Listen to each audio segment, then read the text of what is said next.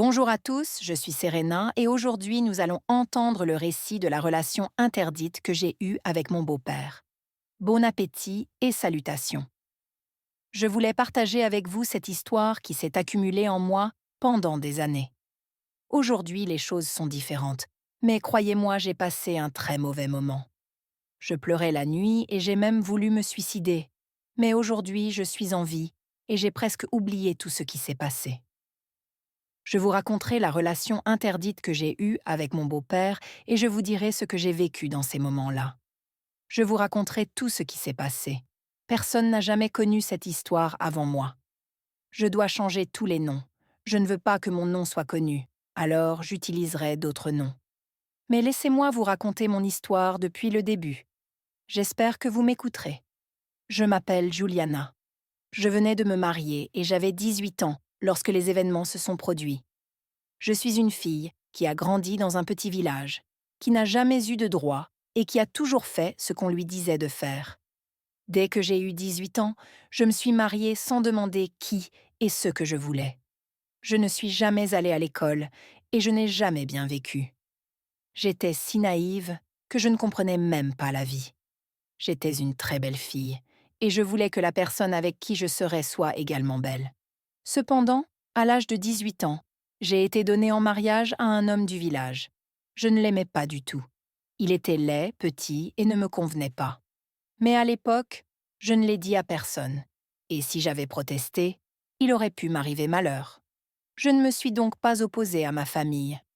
Nous nous sommes mariés et mon mari, Marcelo, est parti pour l'armée avant que je puisse le connaître à fond. Nous avons réussi à rester ensemble pendant une semaine, puis il est parti faire son service militaire et je ne l'ai pas revu pendant longtemps. Cela aurait été difficile pour moi, et je le comprenais. Cependant, je vivais dans la même maison que le père et la mère de la personne que j'ai épousée. C'était encore une maison de village et nous vivions ainsi. Ma belle-mère était paralysée et ne pouvait pas sortir du lit. Elle était toujours là et je m'occupais d'elle. En fait, je dois dire que mon mari ne s'en souciait pas vraiment. Il m'avait fait venir principalement pour m'occuper de sa mère. Il était lui-même très impoli. Mon beau-père, en revanche, était bon avec moi. Lorsque mon mari était à l'armée, il venait parfois me caresser les cheveux et me réconforter. Il semblait être une personne très gentille, mais ce qu'il voulait était différent. Je n'ai pas réalisé qu'il voulait m'utiliser. J'avais 18 ans et mon esprit n'était pas encore assez mûr pour le comprendre. Lui-même avait l'air d'un jeune homme à l'époque. J'aurais aimé que mon mari soit comme lui. Quoi qu'il en soit, les jours passèrent ainsi. Je m'occupais de ma belle-mère, qui était une personne très gentille et aussi une femme très bonne. Mon beau-père partait le matin, allait travailler et revenait le soir.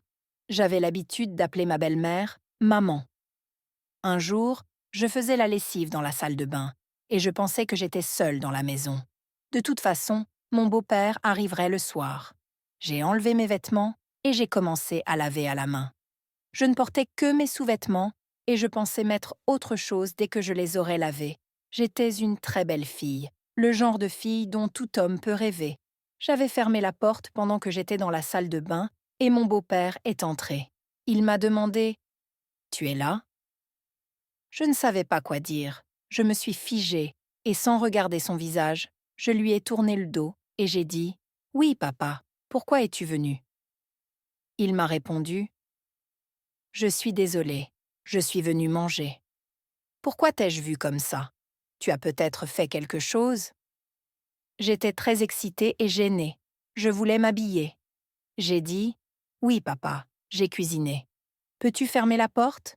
Je veux m'habiller. » Il a dit « Tu as un très beau corps. » Et, en regardant mon visage, il a ajouté « Ne sois pas gênée, laisse-moi voir ton beau visage. » À ce moment-là, je me suis sentie très mal, mais il a commencé à être très gentil avec moi et n'a pas voulu quitter la salle de bain.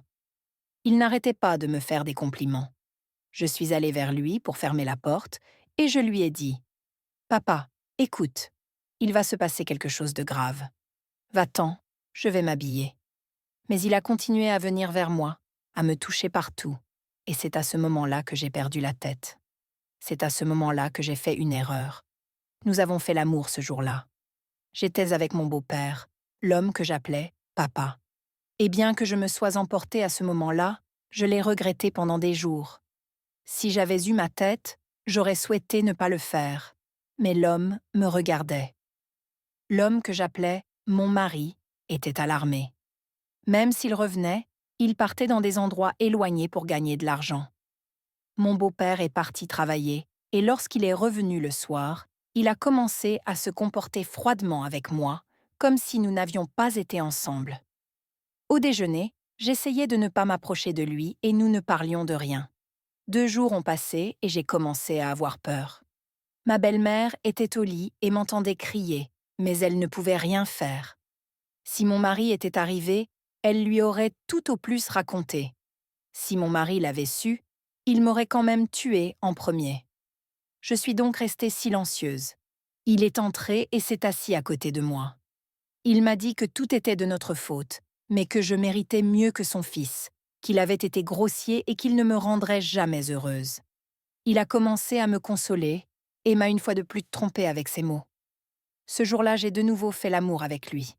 D'une certaine manière, il m'a troublée. Cela a duré jusqu'à ce que mon mari revienne de l'armée. Nous avons fait l'amour plusieurs fois. Le soir, je pleurais, et je me rendais compte que ma vie n'avait aucun sens. Mon beau-père, l'homme que j'appelais mon père, se servait de moi. Si mon mari était revenu de l'armée et l'avait découvert, il m'aurait tuée. J'étais fatiguée et j'ai même voulu me suicider, mais je n'en ai pas eu le courage. Je suis heureuse de ne pas l'avoir fait. Aujourd'hui, je suis heureux d'être en vie et j'en veux à ma famille pour tout ce qui s'est passé. Parfois, la vie des gens est gâchée par leur famille. La situation s'aggravait et je prenais des médicaments pour éviter d'avoir des enfants. Juste avant que mon mari ne revienne de l'armée, le comportement de mon beau-père à mon égard a changé. Il me menaçait. « Je vais te tuer » ou quelque chose comme ça. Il buvait, rentrait à la maison, me battait et nous avions des rapports sexuels involontaires.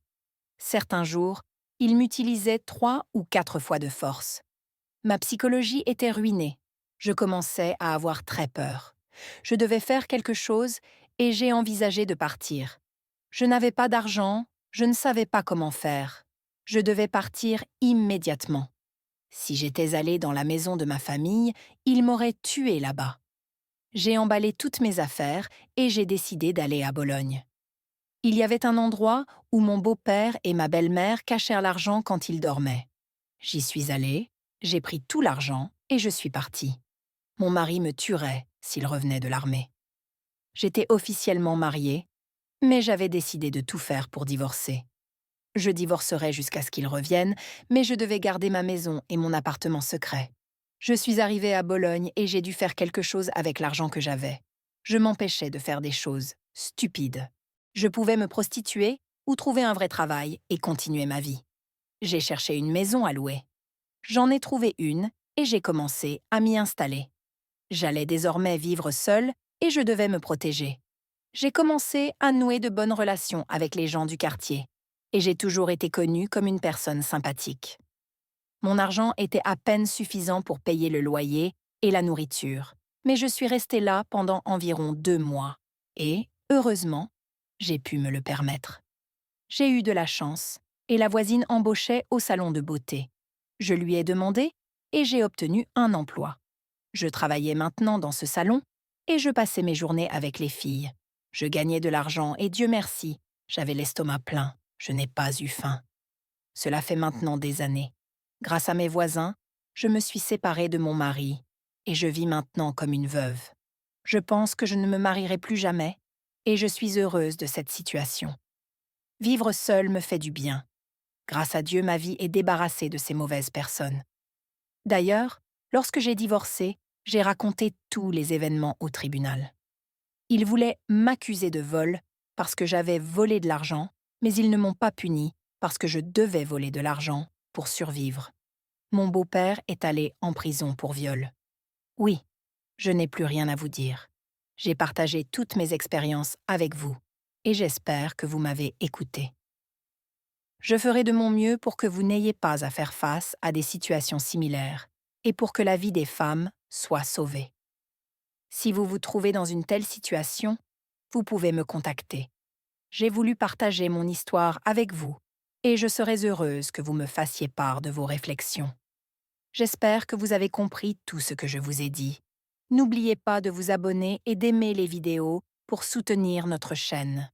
Merci de m'avoir écouté et j'espère que mes paroles pourront aider quelqu'un. Rendez-vous dans la prochaine vidéo.